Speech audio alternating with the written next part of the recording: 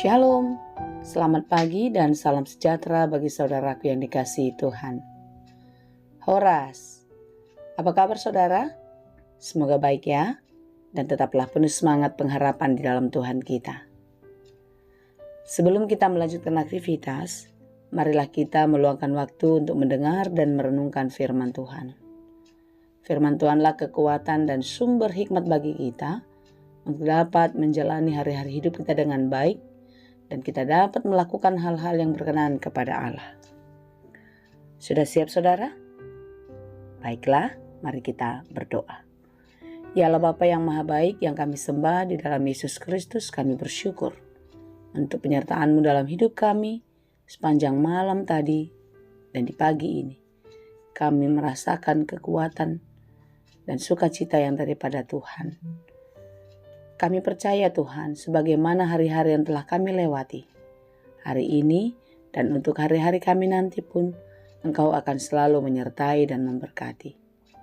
Terima kasih Tuhan untuk segala kebaikan dan kemurahan-Mu yang kami terima selama hidup kami. Ajari kami untuk terus bersyukur kepada-Mu dan memakai hidup kami dengan baik seperti yang Engkau kehendaki. Kami mau belajar di dalam firman Tuhan. Terangilah pikiran kami. Bukalah hati kami untuk mau belajar firman-Mu setiap hari. Dan mampukanlah kami untuk mengerti firman-Mu dengan baik. Dan biarlah Roh Kudus mengajar kami agar kami pun dapat menjadi pelaku firman Tuhan yang setia di dalam kehidupan ini. Berfirmanlah Engkau ya Bapa, sebab kami telah siap mendengar. Kasih karunia dan damai sejahtera dari Allah Bapa Tuhan kita dan dari anaknya Tuhan Yesus Kristus dan Roh Kudus menyertai saudara sekalian. Amin. Firman Tuhan untuk kita pada hari ini yang ditetapkan menurut Almanak HKBP Kamis 28 November 2024 tertulis dalam kitab Efesus 4 ayat 20. Dalam bahasa Batak dan bahasa Indonesia demikianlah dikatakan. Alai anggohamu dang songoni di guruhon hamu Kristusi. Tetapi kamu bukan demikian. Kamu telah belajar mengenal Kristus. Demikianlah pembacaan firman Tuhan. Gelap dan terang tidak dapat disatukan. Sama seperti warna. Hitam dan putih itu sangat kontras sekali. Jika di antaranya warnanya bukan hitam atau putih lagi, melainkan sudah menjadi abu-abu, grey. Demikianlah kehidupan orang-orang percaya kepada Tuhan. Dengan orang-orang yang tidak percaya, ini sangat berbeda. Orang yang percaya kepada Tuhan, dia adalah putih atau terang. Tetapi yang tidak percaya kepada Tuhan, gelap ataupun hitam. Gelap dan hitam tidak bisa bersatu menjadi satu warna di antaranya, tetapi warnanya akan berubah. Gelap dan terang pun tidak dapat bersatu. Tapi apa yang mau kita pelajari dari gelap dan terang? Terang akan mengusir kegelapan, atau gelap tidak dapat mengalahkan terang. Inilah luar biasanya. Saudara-saudara yang dikasihi Tuhan, orang-orang yang telah ditebus Yesus Kristus di dalam kematiannya di kayu salib adalah orang-orang yang telah diangkat keluar dari kegelapan dan masuk ke dalam terang Tuhan. Dan orang-orang yang telah hidup di dalam terang Tuhan, hidupnya tidak lagi seperti manusia lama yang masih hidup di dalam kegelapan. Bagaimanakah hidup di dalam kegelapan? Tentu hidup yang tidak berkenan kepada Allah. Hidupnya yang selalu menuruti keinginan-keinginan daging. Melakukan hal-hal yang biasa yang dilakukan oleh orang-orang dunia. Tetapi orang-orang yang telah ditebus adalah anak-anak terang yang hidupnya seturut dengan kehendak Allah. Saudara-saudara yang dikasihi Tuhan, renungan kita pada hari ini, Paulus mengingatkan kita bagaimana kita belajar hidup di dalam Tuhan. Karena hidup di dalam Tuhanlah kita semakin mengenal Tuhan secara pribadi. Hidup di dalam Tuhan, seperti apa yang saya katakan tadi, tentu kita tidak terikat pada keinginan-keinginan kedagingan. Tidak terikat kepada keinginan nafsu, dan dalam hidup kesesatan. Tetapi sebaliknya, kita dipanggil untuk terus hidup di dalam kebenaran.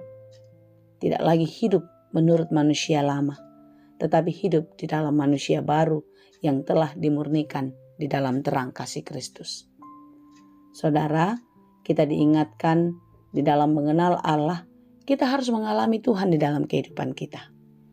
Bagaimanakah kita mengalami Tuhan? Tentu melalui berbagai-bagai persoalan, melalui berbagai-bagai pergumulan. Karena di dalam pergumulan itulah kita bisa merasakan bagaimana tangan Tuhan selalu menjaga dan menolong kita. Bagaimana dengan kekuatan kuasa-Nya Dia menyelamatkan kita. Jika kita tidak mengalami kesulitan itu, jika kita tidak mengalami berbagai-bagai pergumulan di dalam hidup, tentu kita tidak mengenal Kristus, kita tidak mengenal Tuhan di dalam hidup kita. Karena pengenalan Tuhan adalah melalui proses kehidupan yang mungkin tidak mudah kita lalui. Saudaraku yang dikasihi Tuhan, mengenal Kristus adalah bagaimana kita mempraktekkan ajarannya, bagaimana kita melakonkan kehidupan kita seturut dengan firman-Nya. Apakah itu? Mengasihi Tuhan Allah dengan segenap hati, segenap pikiran, segenap jiwa, dan segenap kekuatan. Dan mengasihi manusia seperti mengasihi diri kita sendiri. Itulah ajaran yang dibawakan oleh Yesus di tengah-tengah dunia. Dia telah lebih dulu mengasihi kita. Oleh sebab itu saudara, marilah kita mengasihi Tuhan dengan segenap hati kita. Dan kita mengasihi sesama kita sebagaimana kita pun mengasihi diri kita sendiri. Karena di dalam kasih itulah kita mengenal Kristus yang sesungguhnya. Marilah kita menjalani hidup ini dengan rasa syukur. Marilah kita menikmati apa yang menjadi berkat Tuhan yang kita terima di dalam kehidupan ini, di dalam ucapan syukur setiap hari. Demikianlah kita benar-benar terus belajar mengenal Tuhan. Mengenal Tuhan memang tidak mudah. Menjadi percaya kepadanya tidak sesederhana dengan kata-kata. Oleh sebab itulah kita terus belajar dan kita terus berusaha untuk mengerti setiap firman yang disampaikan kepada kita, dan kita terus berusaha untuk dapat menjadi pelaku firman yang setia. Saudara, sebagaimana yang dikatakan di dalam renungan kita pada hari ini, kita harus mengenal Kristus secara pribadi. Kita harus mengalami Dia di dalam kehidupan kita. Karena kita bukan lagi manusia lama, tetapi kita adalah manusia baru yang telah diperbaharui oleh darah Yesus Kristus.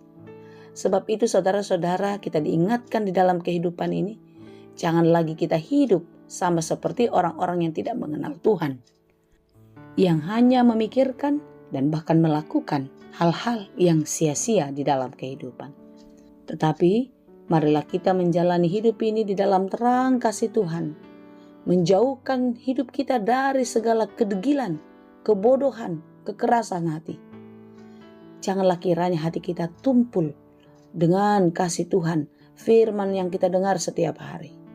Tetapi marilah kita mengasah hati kita, pikiran kita dengan baik melalui proses kehidupan kita, sehingga kita mengenal Tuhan secara pribadi dan mencintai Dia dengan segenap hati. Kiranya Tuhan menolong dan memberkati kita senantiasa. Amin. Terima kasih Tuhan untuk firman-Mu hari ini. Terima kasih Tuhan untuk setiap peringatan-Mu dalam hidup kami. Hari ini kami mau belajar untuk terus mengenal Kristus di dalam kehidupan kami, melalui proses hidup yang kami lalui silih berganti. Jangan biarkan kami Tuhan tercemar atau menuruti keinginan daging kami, tetapi biarlah kami menuruti kehendak-Mu sesuai dengan firman-Mu saja. Berkati kami hari ini dalam segala pekerjaan kami dan perencanaan kami. Engkaulah yang menolong dan memberkati.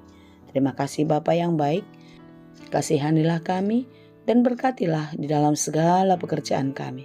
Jangan biarkan kami melakukan segala pekerjaan kami sesuai dengan kehendak hati dan pikiran kami.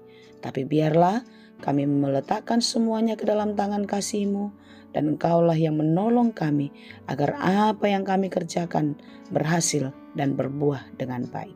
Terima kasih Bapa. Kami puji dan sembah Engkau di dalam Yesus Kristus. Tuhan dan Juru Selamat kami yang hidup. Anugerah Tuhan kita Yesus Kristus, kasih karunia Allah Bapa, dan persekutuan Roh Kudus, itulah kiranya yang menyertai dan memberkati kamu sekalian. Amin.